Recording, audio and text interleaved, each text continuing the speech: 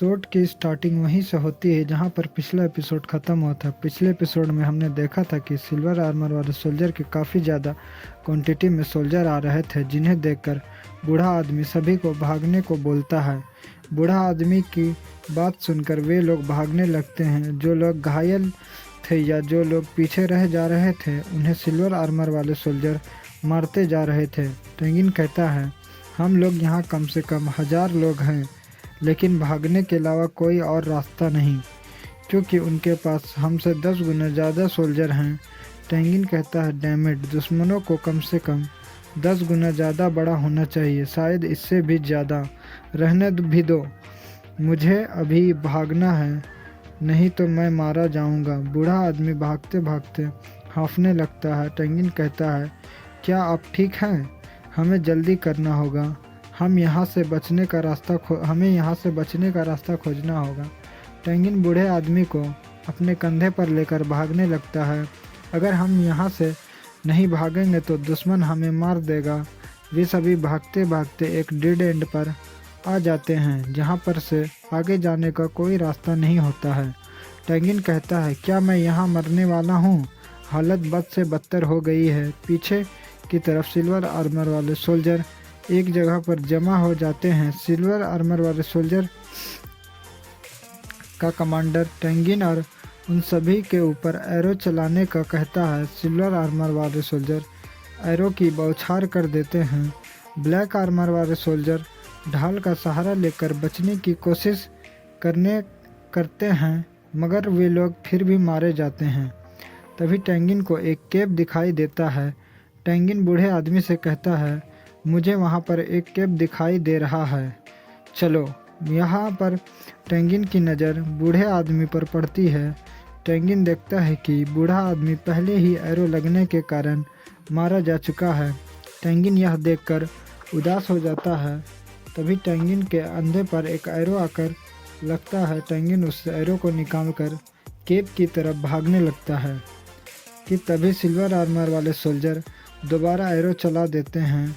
टेंगिन arrow से बचते बचाते उस केप में चला जाता है और कहता है, बेहतर होगा कि मैं यहाँ छुप जाऊँ, और जब तक वे लोग वापस चले नहीं जाते तब तक मैं यहीं रहूँ। सिल्वर आर्मर वाले सोल्जर सभी को मारने के बाद उनके ऊपर आग लगा देते हैं और सिल्वर आर्मर का सोल्जर हंस रहा होता है। टेंगिन भी काफ़ी घायल हो गया था। टेंगिन अपने जख्मों पर पट्टी लगाता है। टेंगिन के मुंह से ब्लड आ रहा था। टेंगिन कहता है, लगता है मैं यहाँ मरने जा रहा हूँ। और टेंगिन हंसने लगता है और कहता है, क्या यह हेवन का इतने लोगों को मारने के लिए मुझे पनिश कर रहा है? तभी वहाँ पर एक ब्लास्ट होता है और ज़मीन से एक कंकाल का हाथ निकलता है, जिसे देखकर टेंगिन की आंखें फट जाती हैं। टेंगिन कहता है, क्या वह एक कंकाल है बाहर आ रहा है? कंकाल टेंगिन को देखता है। टेंगिन कंकाल से कहता है, क्या वह भूत है? फिर टेंगिन कहता है, तुम क्या चाहते हो? तुम जहाँ हो वहीं रहो, मैंने पहले भी कई लोगों को मारा है। तभी वह कंकाल टेंगिन पर अपने मुंह से एक एनर्जी ब्लास्ट करता है, जो सीधे टेंगिन को लगता है। उस अटैक के लगने के बाद टेंगिन खुद को कहीं और पाता है। टेंगिन के सर में उस कंकाल की यादें आने लगती हैं। उसका नाम यान ली है। वह एक डार्क एलिमेंट कल्टीवेटर है। वह एक जिस लड़की से बहुत प्यार करता था, जिसका नाम क्रिस्टल है। मैं उसके लिए कुछ भी करूँगा, और मेरे पास जो कुछ भी है उसे दे दिया, यहाँ तक कि मेरा अपना लाइफ भी। उसकी वजह से मैंने जियानयिन घाटी में कुछ लाइट स्पिरिचुअल प्रैक्टिशनर के साथ लड़ाई लड़ा। यह लड़ाई लाइट स्पिरिचुअल और डार्क स्पिरिचुअल के बीच के अंतिम लड़ाई थी। दोनों में से किसी ने भी इस फाइट को नहीं जीता।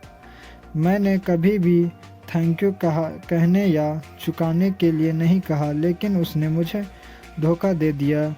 जब मैं बुरी तरह घायल हो गया था, तब उसने मुझे जैन को मारने के लिए भेजा।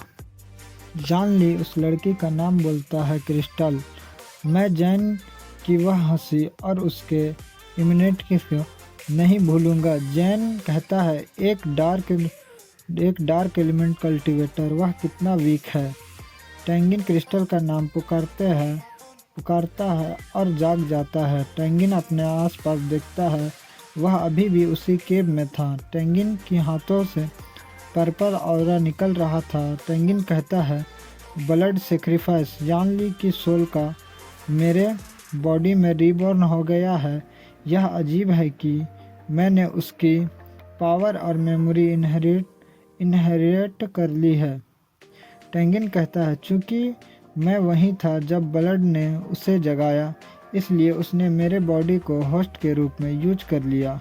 यह अफसोस की बात है, जब उसकी डेथ हुआ तो उसका स्पिरिचुअल ऑरा लगभग ख़त्म हो गया था। उससे जो ऑरा मुझे इनहेरिट में मिला है वह बहुत कम है। टेंगिन केव से निकलते हुए कहता है, मुझे क्रिस्टल से मिलना होगा। यानली की सोल मेरे साथ मिलने के बाद जिन लोगों और जिन चीज़ों की वह केयर करता था उन्होंने मुझे इफ़ेक्ट किया। टेंगिन अपने हाथ की तरफ देखता है, उसके चोट हील हो चुके थे। टेंगिन कहता है, उसके पास कितना इनक्रेडिबल पावर थी। इसके अलावा मेरा शरीर हल्का और हम्प महसूस कर रहा है। टेंगिन कहता है, धिक्कार है निंग के वॉरियर्स, मैं तुम सबको टुकड़े टुकड़े कर दूंगा। टेंगिन कहता है, मैं इतना सैड और नाराज क्यों हूँ? ओह, मैं समझ गया, ये लोग यानली के साथी होने चाहिए। रियल में इनोइंग है, अपने जैसे सोल को साथ मिलाने के लिए। यह अजीब है, मैं इतना सैड महसूस कर रहा हूँ। यह एहसास वाकई में बेकार है। दोस्तों, मैं आप लोग को यह बताना चाहता हूँ कि सिल्वर आर्मर वाले सोल्जर का नाम निंग वॉरियर है और ब्लैक आर्मर वाले सोल्जर का नाम फेंग वॉरियर है। अब से हम उन्हें इन्हीं नामों से पुकारेंगे। फिर भी जितना जल्दी हो सके यहाँ से निकल जाऊँ। पुअर फेंग वॉरियर्स, रियल में मुझे दुख है कि मुझे अब जाना है, लेकिन मैं वादा करता हूँ कि मैं बाद में आप सब का बदला लूँगा। मैं अभी हॉटियन एम्पायर में हूँ, जिससे यान के द्वारा बनाया गया था। कैपिटल के रूप में सांजिंग के साथ 9 स्टेट शामिल हैं। जब यान ली जिंदा था तब वे लोग वॉर स्टार्ट करने की हिम्मत नहीं करते थे। केवल एक चीज़ जो मुझे पता है वह यह कि ब्लैक आर्मर वाले सोल्जर फेंग से हैं, जो यान ली का होम टाउन है। टेंगिन को कुछ सुनाई देता है। टेंगिन झाड़ियों से छिपकर देखता है। आगे निंग के वॉरियर्स थे। टेंगिन कहता है, अच्छी बात है, मैं तुम्हें मिटा दूंगा। उम्मीद से ज़्यादा इनमी है, कम से कम 100 रहने भी दो, बस कई 100।